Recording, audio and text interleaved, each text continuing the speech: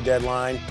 Well, there's going to be some games that will be played, and there's just 4 days until that bewitching hour, August 3rd, 5 o'clock in the Central Time Zone. And, well, we'll find out who the Cubs are going to get. Will it be a relief arm? Will it be a starter? Will it be a bat? Our guy Patrick Mooney, he's always having his finger on the pulse, and he says the Cubs' trade deadline search for pitching includes Tarik Skubal. Ooh, that's according to sources, so there is some strong consideration, but word on the street is that Skubal says when he becomes a free agent, he wants to be a Los Angeles Dodger. So when you talk about that strong consideration, Lance, how strong is it right now? It's a great question. I think a lot of the time, and Mooney does great reporting, everyone does great reporting. For sure. I think I like getting as objective as possible around some of the numbers here. And I think the difficulty in rationalizing a Tarik Skubal trade is that you're going to have to overpay by a lot relative to how much value Skubal provides to you. So I want to walk through some of the exact numbers that I came up with, and also using Fangraphs heavily here. So what you have to do if you're the Tigers, you have to consider, okay, from a dollar value standpoint, how valuable is Tarik Skubal to us? So you're going to look at, okay, what does he provide over the regular season? We're going to say it's about 2 WAR, worth about $20 million. The Tigers are not right now projected to go deep in the postseason. They have about a 25% postseason probability. So the max he's worth in the event they do get in is maybe about $3 million. And then if you hold him, you could QO him and get a draft pick back, which will probably be in that comp rounder a little bit later. That's about $7 million.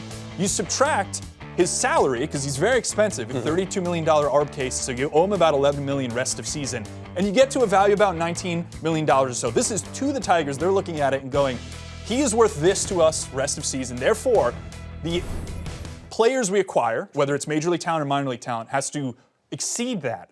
Then you get to the other side of things, which is what are the value of prospects and other guys coming back. But does that flow on Skubal alone kind of make sense? He's $19 million. What we're going to get into as we look at other pieces coming back is that they are much more valuable than $19 million. An average prospect, if you're projecting the guy to be 2 to 3 WAR, that's worth $40 million, $50 million. Okay. So your GM sitting there looking at this, you're going, I'm overpaying by $20 to $30 million potentially for Tarik Skubal. What you have to do, though? It is. And this is the point, is okay, I'm using Fangraphs valuation here. So this is not Cubs internal stuff or anything. It's literally just what Fangraphs has published. Sure. If Josiah Hartshorn projects for about 2.5 WAR season, his entire career, those ARB years you have him, is worth $55 million. Sure. If you project him lower, it's $32 million. Jaxon Wiggins, a little bit lower. Pitchers are going to be just inherently more risky, so it's a little bit lower. If you project Jaxon Wiggins for 2.5, $45 million. Look at those numbers on the right side relative to what I was just talking about with Skubal, right? And the Tiger asks we've seen are massive. It's not just Hartshorn Wiggins. It's probably another major league piece on top of another piece. So this is where it gets uncomfortable for a team, especially one that's as model-driven as the Cubs, and especially when you hear language that they would rather give up pieces for controllable talent. Is that if you got 2 months of Tarik Skubal, you're telling me you got to overpay by $50 to $60 million. That is insane from a pure numbers perspective. So then it all goes to gut.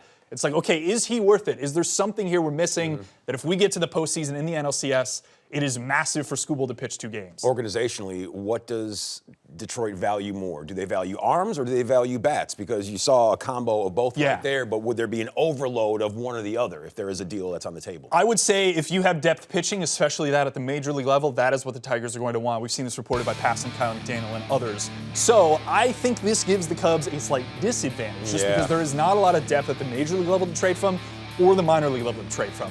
If you look at a team like the Braves, they have a bunch of kind of AAA major league fringe pitching from Smith Sharver to Didier Fuentes. The Dodgers are in a similar scenario. River Ryan's hurt, but Justin Wrobleski, very good pitcher, but is he starting playoff games for them? Probably not. So if you're creating a race on who is ahead, the Dodgers are all the way over here, and then there's everybody else around here. We've heard this rumor around the Brewers.